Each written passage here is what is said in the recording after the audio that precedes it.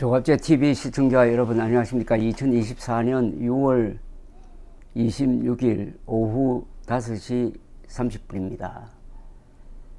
1988년 9월의 서울 올림픽과 관련된 비사를 제가 순차적으로 말씀드리고 있습니다. 두 번째 시간인데, 이 서울 올림픽에 성공할 수 있었던 때는 한국 사람, 그리고 전두환, 노태우, 박세직 이런 지도자들 뿐만 아니라 일본인들, 미국 레이건 대통령, 심지어 당시 소련의 공산당 서기장인 고르바초프 같은 사람, 이런 여러 사람들의 이 착한 마음이 모여가지고 된 겁니다.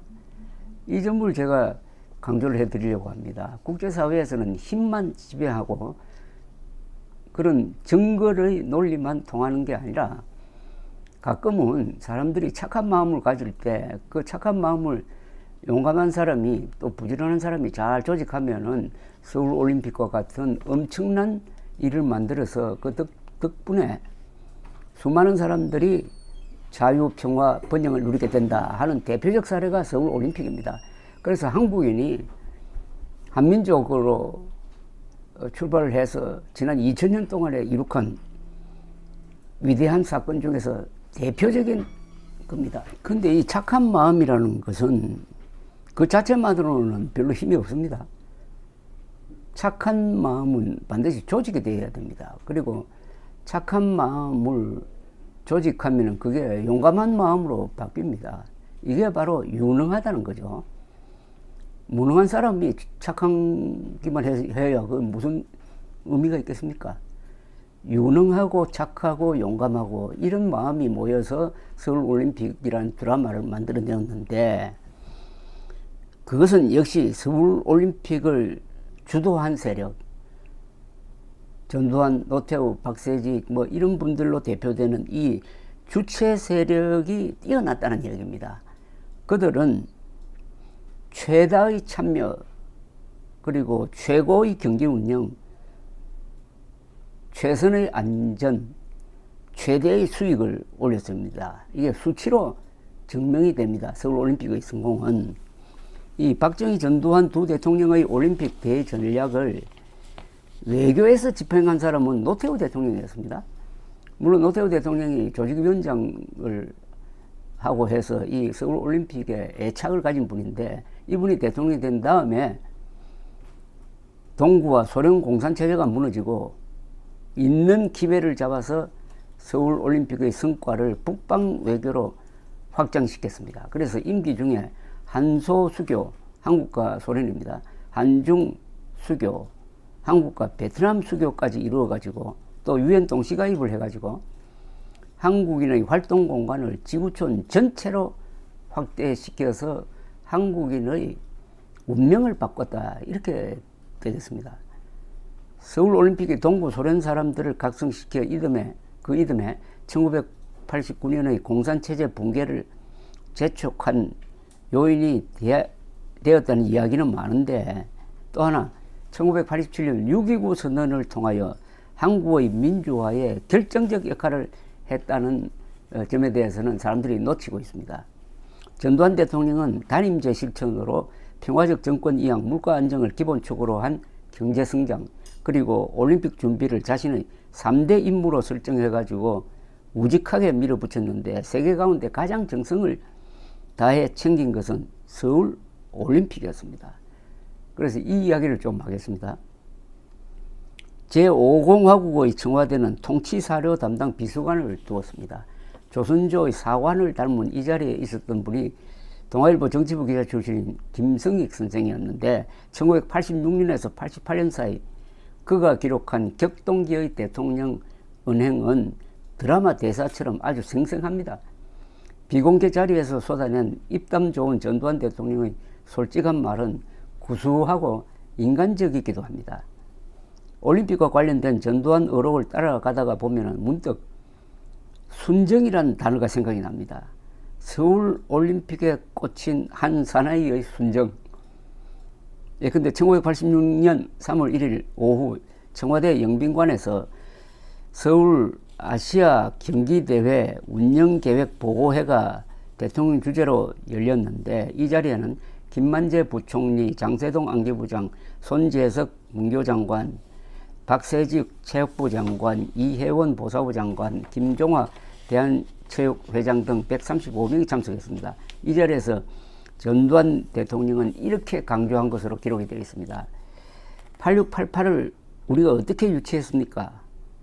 우리 한민족이 하도 고생을 많이 하고 잘해보려고 해도 안 되고 하니 하늘이 큰 선물로 준 것인데, 이런 걸 활용 못하는 민족은 이 지구상에 살아남을 수가 없어요. 살아남아도 종노릇밖에 할 게 없어요. 이것을 우리가 소화하지 못하면 후손에게 뿐 아니라 나라와 역사에 죄를 짓는 거요. 모든 분야에서 끝마무리를 잘 해주기 당부합니다. 전두환 당시 대통령은 자신의 결단으로 유치에 성공한 88 서울올림픽에 유별난 애정을 가지고 준비에 정력을 쏟았습니다. 수시로 전방과 치안 일선을 시찰하고 안전 문제를 점검했으며, 틈날 때마다 올림픽 경기장 건설 현장과 태릉 선수촌 등을 돌아보는 등 올림픽 준비단장을 자처하기도 했습니다.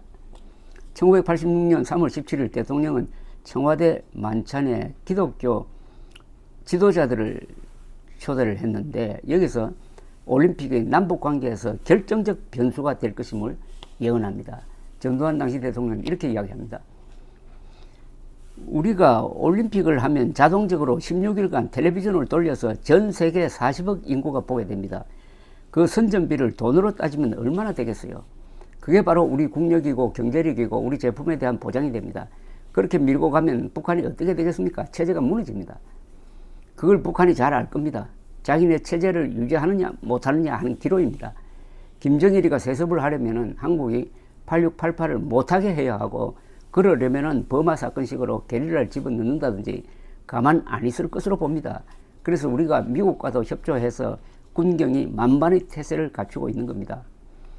우리는 대통령이 스스로 자리를 내놓고 물러나는 것을 한 번도 못한 나라 아닙니까? 그래서 갈등과 불신도 있습니다. 동서고금을 두고 권력을 잡으면 내놓기 힘들어요. 내가 해보니 그렇습니다. 나한테도 88 올림픽이나 마치고 가야지 그냥 가면 어떻게 하느냐 하는 미국 상원 의원, 우리 야당 의원도 있었습니다. 나보고 군인 출신이다 뭐다 하는데, 나도 나름대로 민주주의를 존중하는 사람이라고 나는 생각해요. 내가 집권한 후 학생들이 시끄러워도 치안을 경찰에 의해서 유지해 왔습니다. 군대를 동원해서 한 일이 없어요. 모든 문제를 힘이 아니고 순리로 하려고 무척 애를 써왔습니다. 정치는 혼란이 생겨야 수지가 맞지만, 혼란이 생겨 손해보는 것은 국가와 국민입니다. 여기서 전두환 대통령이 이 서울올림픽의 중요성을 설명하면서 특히 이 텔레비전을 통해서 한국이 세계에 알려진다는 이 점에 대해서 무척 강조를 하고 있는 게 아주 인상적입니다. 그 중에서도 가장 중요한 게 개회식이었습니다. 박세직 위원장의 설명에 따르면 사실은 올림픽 준비의 70%는 개회식이었다고 그랬어요. 개회식을 통해서 한국의 모습을 제대로 알려주는데 총력을 다했다고 했습니다. 그러니까 이 유능하다는 게 집중과 선택인데 중요한 맥을 잡는 거죠. 서울올림픽의 성공은 개회식의 성공이고, 개회식의 성공은 메시지의 성공입니다. 개회식에 어떤 메시지를 담느냐, 여기에 바로 한국 지도부의 실력이 드러났다는 거죠.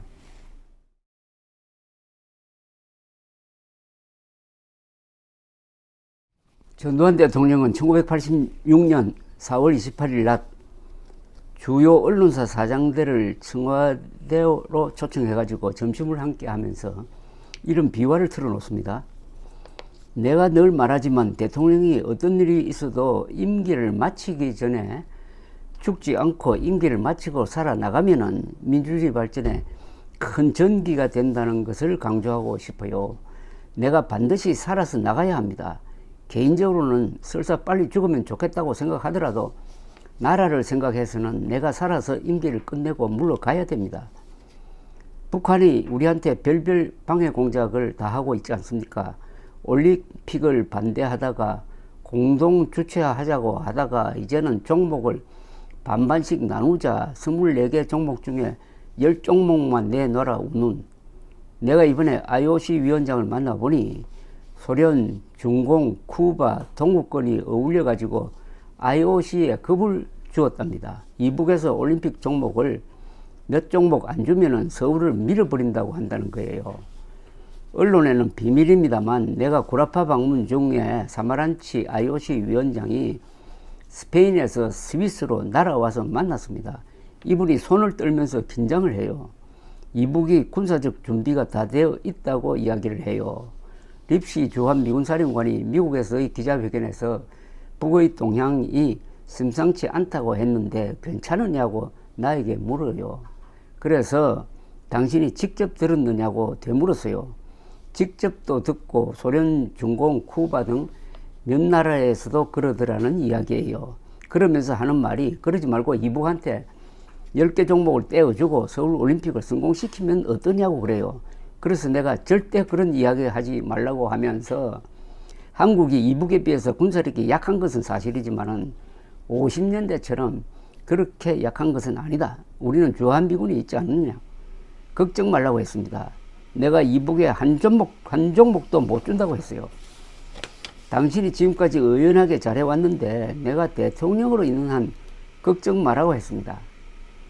사마란치 위원장 말이 그렇지만 각하는 88년 2월에 그만두시지 않느냐고 해요. 그만두시면 국내 문제는 어떻게 되느냐고 물어요. 그래서 내가 우리 국민이 얼마나 우수하냐. 나보다 100배 잘할 유능한 사람이 줄을 서서 기다린다. 올림픽은 내가 책임지마. 걱정 말라고 거듭 이야기했습니다. 그랬더니 이 사람 말이 군대 문제는 미군이 있어서 안심이 되는데 대통령께서 올림픽만 맞춰주고 그 다음에 그만두면 어떠냐고 해요. 그래서 내가 헌법 때문에 안 된다고 하니 야당과 협상하면 되지 않느냐. 1년 정도인데 뭐 그리 어렵겠느냐고 했어요. 88년 2월에 퇴임하시기 때문에 걱정이 된다고 했어요.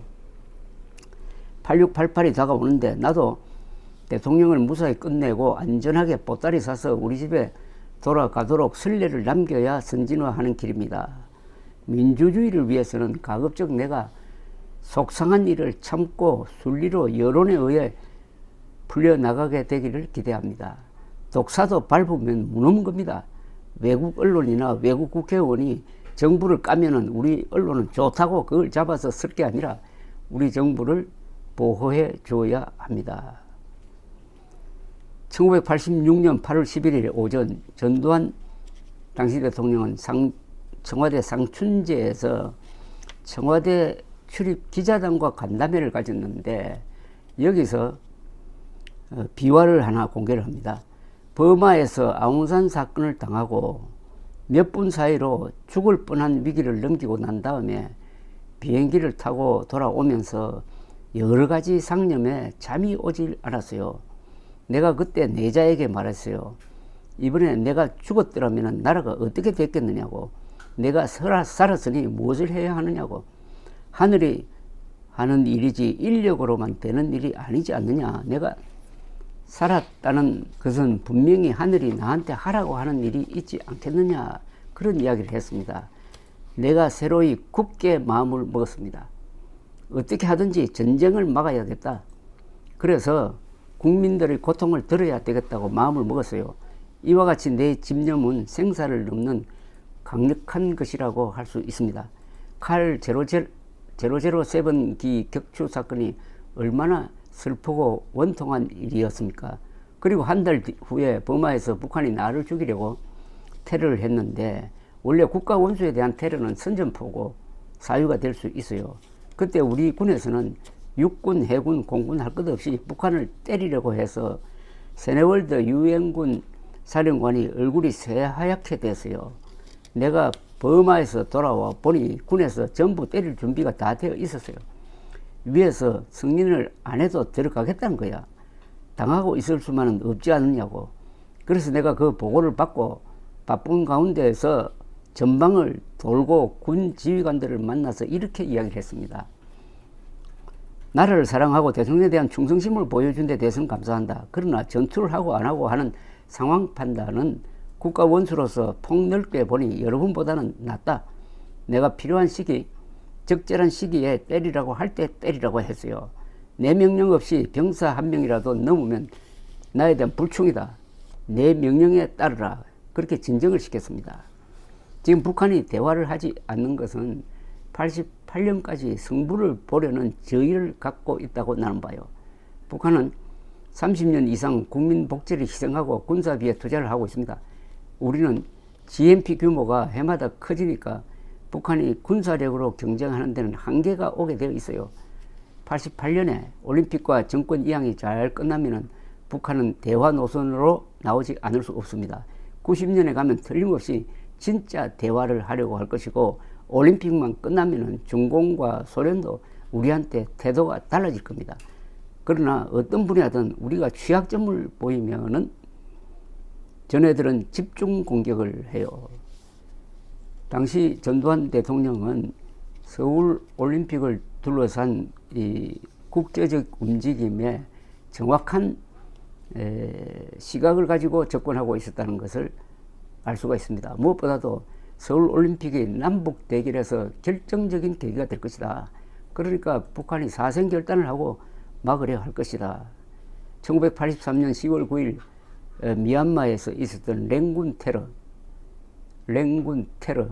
아웅산 테러죠. 아웅산 묘소를 참배하게 되어 있었는데, 그때 안내를 맡은 미얀마 외무장관이 늦게 오는 바람에 전두환 대통령의 출발이 늦었습니다. 그래서 아웅산 묘소로 가는 중에 북한 공작원이 보탄을 눌려가지고 터뜨리는 바람에 먼저 와 있던 17명의 장차관급 엘리트가 죽었습니다. 만약 그때 외무장관이 정시에 도착했더라면 17명이 죽은 게 아니라 18명이 죽었을 것이고, 그 뒤의 사태는 걷잡을 수 없었을 것이라고 생각을 합니다. 그러니까 전두환 대통령은 여기에 대해서, 아웅산 테러에 대해서 북한에 보복을 가하면은 남북 간의 군사 충돌이 일어날 것이고, 그렇게 되면은 88 올림픽도 날아간다. 그러니까 참아야 된다 해서 북한에 대한 보복을 말렸다는 거죠. 물론 그 뒤에 북한은 한 번 더 시도를 하죠. 86년 아시안 게임에 맞춰가지고 김포공항에서 테러를 해가지고 그때 5명 죽었습니다. 그 범인은 지금도 확인이 안 됩니다. 그리고 87년 11월 말 김성일 조를 시켜서 대한항공기 폭파 사건 115명이 죽었습니다.